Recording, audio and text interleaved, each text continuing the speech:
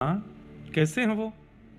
तब माँ बताती है, बोले ऐसे गोल गोल उनके नेत्र हैं, ऐसा उनका मुखमंडल है, ऐसी उनकी भुजा। कभी जगन्नाथपुरी में कथा होती है, वो सुना कीजिए, वहीं जगन्नाथ जी के भाव ज्यादा आते हैं, अद्भुत है।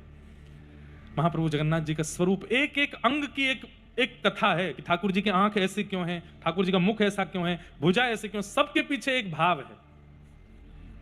मां सुनाती, और बचपन से ही साल बेग मनी मन विचार कर लेता है, चिंतन कर लेता है, ऐसे हैं ऐसे। उससे पूछता, मैं कब जाऊंगा मां दर्शन करने? मां कहती, जब मैं बताती हूं तो तेरे चित्त में नहीं आता? बोले हाँ, बन तो जाता है एक स्वरूप। बोले बस वही तेरे पास आ जाते हैं, तू तो बेटा नहीं जा पाएगा। अगर तूने प्रयास भी किया तो तेरे पिता तुझे जीवित नहीं छोड़ेंगे, इसलिए तू केवल सुनकर के मन में ही दर्शन कर लिया कर। साल बेग 5-6 वर्ष 7 वर्ष की आयु के हो गए। एक दिन अपनी मां के साथ छत पर बैठे थे, रोज जगन्नाथ जी की लीला कथा सुनते थे। तभी देखते हैं कि गांव के लोग बैलगाड़ियों में भर भर के कहीं जा रहे हैं। पूछा, मां ये सब कहां जा रहे हैं? तब बताया, वही जगन्नाथ जिनकी तुम लीला सुनते हो, वो रथ यात्रा करने के लिए अपने मंदिर से उतर करके आ रहे हैं और रथ में आरूढ़ होकर के अपनी मैया से मिलने जा रहे हैं, गुंडीचा माता। इंद्रद्युम्न राजा हैं और इंद्रद्युम्न राजा की पत्नी का नाम है गुंडीचा, जिन पर कृपा करके भगवान जगन्नाथ प्रकट हुए। तो कहते हैं कि जगन्नाथ महाप्रभु की इतनी सेवा दोनों पति पत्नी करते थे कि एक दिन महाप्रभु जी ने कहा, वरदान मांगो, क्या चाहिए? तो इंद्रद्युम्न राजा ने तो मन में सोचा कि मैं वरदान मांगूंगा कि मेरे बाद मेरे वंश में कोई संतान ही ना हो। और पत्नी सोच रही थी कि मैं इनसे मांगूंगी कि मेरे को एक संतान हो जाए। पति मांगना चाह रहा है संतान ना हो, पत्नी मांगना चाह रही है संतान हो जाए।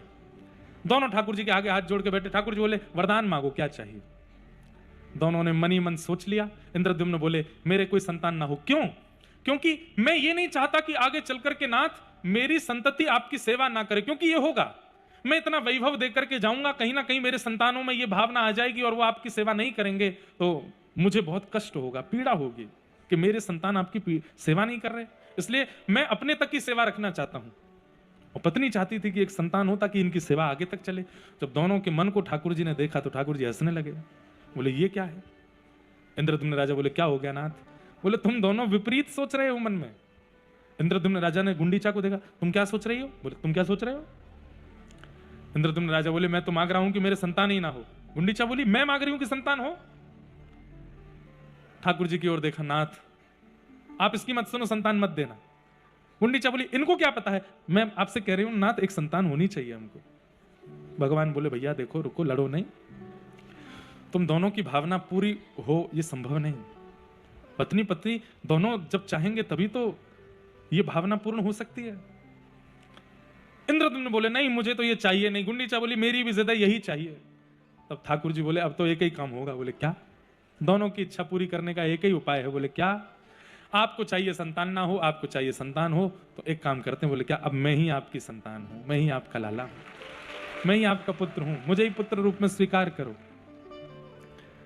गुंडीचा प्रसन्न तो हो गई, लेकिन भावुक हृदय से बोली, नाथ आप मेरे पुत्र तो बन गए, पर पुत्र तो सदा गोद में रहता है, पुत्र तो घर में रहता है, आप तो मंदिर में बैठे हो। ठाकुर जी बोले, भैया अब थोड़ा मैंने आपके लिए किया, अब थोड़ा आप मेरे लिए करो कि 365 दिन में से 15 दिन घटा करके बाकी दिन तो मैं मंदिर में रहूंगा, लेकिन साल के 15 दिन के लिए मैं रथ में बैठ करके गुंडीचा आऊंगा और वहां आकर के जैसा एक बालक का व्यवहार स्वभाव होता है वो सब निर्वहन करूंगा। अपनी मैया के पास आऊंगा, मैया की गोद में बैठूंगा, वहां मैं परमात्मा ना बन करके आपका लाला बन करके आपके साथ रहूंगा। इसलिए ठाकुर जी की रथ यात्रा होती है और महाप्रभु जगन्नाथ जी अपनी मैया से मिलने जाते हैं। यही कथा सुन रहा है कौन? साल पे। और कहने लगा कि ठाकुर जी अपनी मैया से मिलने जाते हैं। बोले, हाँ माँ, मैं देख लूं जाके, एक बार देख लूं कैसे लगते हैं वो। जिद करने लगे तो साल बेग की मां बोली, तुम चले जाओ, लेकिन बेटा लौट के आओगे तो शायद मैं जीवित नहीं मिलूंगी, क्योंकि तुम्हारे पिता को पता चलेगा तो मुझे जीवित नहीं छोड़ेंगे। साल बेग एक चक्र में फंस गए, क्या करूं? तब साल बेग ने मां से पूछा, किस दिशा में है जगन्नाथपुरी? तब मां ने दक्षिण की ओर, उनके घर से दक्षिण की ओर इशारा किया, इस दिशा में है।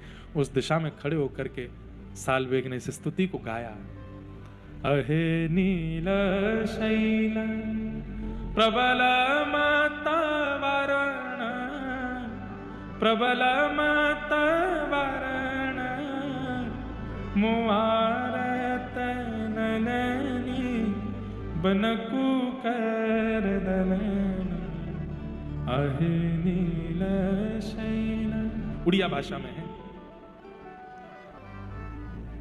गजराज चिंता कला थाई घोर जलेन, गजराज चिंता कला थाई घोर जलेन, चक्र पेशी नक्र नाशी उद्धरी लयापन, अहिनील शैल। क्या कह रहे हैं? महंगाई बढ़ती जा रही है, भिंडी अब